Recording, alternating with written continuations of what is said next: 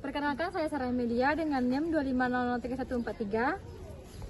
Halo, perkenalkan saya Azhara Diana Syifa dengan NIM 250037172. Halo, perkenalkan nama saya Frigia Fernanda dengan NIM 250035151. Perkenalkan, nama saya Livia Zafira Haryanto dengan NIM 250036162. Halo, perkenalkan nama saya Fadil Karahmi dengan NIM 250031179. Halo, perkenalkan nama saya Ramona Zahri dengan NIM 2503133. Halo, perkenalkan nama saya Rajas Alaria Akbar dengan NIM 2503134. Baik, soal nomor 1, apa saja kegiatan yang dilakukan terapi wicara? Yang pertama, latihan artikulasi, seperti melatih bunyi sulit dengan cermin atau gambar. Yang kedua, terapi wicara, berfungsi untuk memperkaya kosakata, tata bahasa, dan kalimat melalui bermain dan cerita. Yang ketiga, latihan motorik oral, seperti meniup, menghisap sedotan, melatih otot mulut dan lidah. Keempat, terapi kelancaran, seperti teknik berbicara perlahan dan jeda untuk anak gegap. Yang kelima, terapi suara, seperti melatih nafas dan vokal agar suara sehat. Yang keenam, komunikasi alternatif seperti papan gambar, simbol, atau aplikasi bagi anak yang sulit bicara. Yang ketujuh, latihan sosial seperti bermain peran, kontak mata, dan giliran bicara. Soal nomor 2, apakah perencanaan pembelajaran berbasis komunikasi visual akan membantu disabilitas lungu dalam belajar? Berikut alasan dan manfaatnya. Yang pertama, meningkatkan pemahaman. Siswa tunarungu lebih mudah memahami materi melalui gambar, simbol, teks, dan video daripada penjelasan verbal. Yang kedua, mendukung konsentrasi dan retensi. Visualisasi membantu mempertahankan fokus belajar dan memori jangka panjang. Yang ketiga, dengan memfasilitasi bahasa isyarat dan literasi. Visual dapat dipadukan dengan bahasa isyarat untuk memperkuat pemahaman konsep abstrak. Yang keempat, meningkatkan kemandirian belajar. Dan yang kelima, mengurangi kesenjangan informasi. Jadi, untuk soal nomor 3, apa dasar seseorang didiagnosis gangguan pendengaran? Yang pertama, anamnesis atau riwayat medis dan perilaku.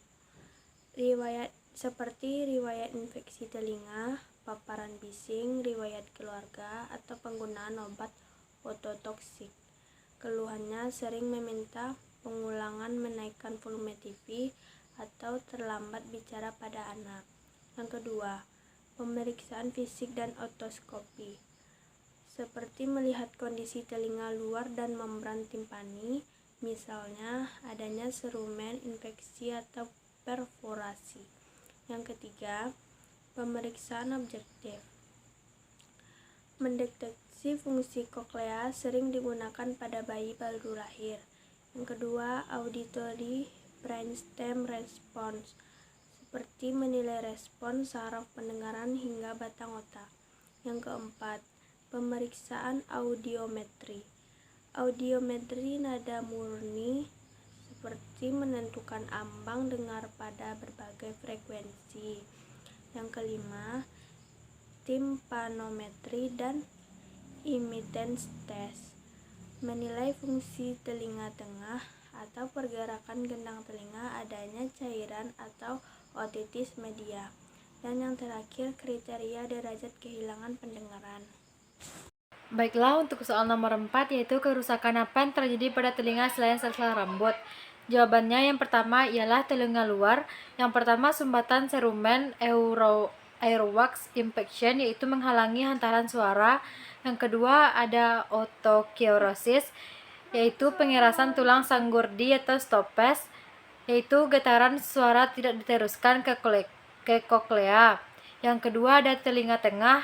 Yang pertama, membran timpani, perforasi akibat trauma atau infeksi dengan gangguan hantaran suara. Yang kedua, ada otitis media dengan efusi, yaitu cairan di telinga tengah menghambat transmisi suara. Yang ketiga, telinga dalam, yaitu yang pertama ada saraf koklea, nervus vestibulocochlearis atau saraf 8, kerusakan menyebabkan sensorineural hearing loss. Yang kedua, membran basilaris, kerusakan mengganggu mekanisme getaran suara. Yang keempat, ada jalur saraf pusat atau central auditory patiwas. Yang pertama, kerusakan di batang otak, talamus atau cortex auditorius, yaitu Central Auditory Processing Disorder atau CAPD. Yang kedua, gejala sulit memahami ucapan meski ambang dengar normal. Nomor 5. Berikan contoh pendekatan pembelajaran berbasis komunikasi visual. Yang pertama, ada menggunakan bahasa isyarat. Tenaga pengajar menyampaikan materi dengan bahasa isyarat Besindo atau Sibi. Misalnya saat pembelajaran materi IPA tentang siklus air, guru tersebut menjelaskan setiap tahap dengan bahasa isyarat yang disertai gambar ilustrasi. Yang kedua, ada papan tulis digital atau flashcard visual.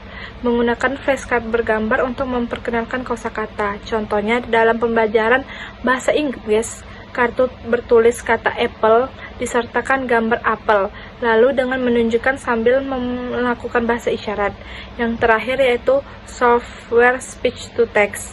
Berbicara menggunakan mikrofon, lalu software mengubah suara menjadi teks real time di layar proyektor. Cocok untuk pembelajaran diskusi kelas, sehingga anak tunarungu bisa membaca apa yang diucapkan guru dan teman-temannya. Baik, untuk soal nomor 6 adalah apa saja alat bantu yang harus dimiliki seseorang penyandang disabilitas rungu. Jawabannya yang pertama adalah menggunakan alat bantu dengar, yang kedua menggunakan impan koklea, yang ketiga adalah menggunakan bantu komunikasi visual, yang keempat menggunakan alat bantu visual dan getar, dan yang terakhir adalah menggunakan alat bantu di lingkungan pendidikan. Baiklah, saya akan membacakan learning objektif nomor 7, yaitu jelaskan cara kerja alat dengar digital dengan sistem frekuensi selektif. Yaitu yang pertama, penangkapan suara, mikrofon pada alat dengan menangkap suara dari lingkungan. Kedua, konversi analog ke digital.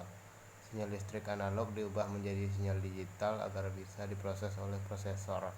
Ketiga, pemrosesan sinyal dengan sistem frekuensi selektif. Prosesor digital menganalisis sinyal suara. Keempat, amplifikasi selektif, yaitu sinyal yang sudah diproses diperkuat sesuai kebutuhan audiogram masing-masing pengguna.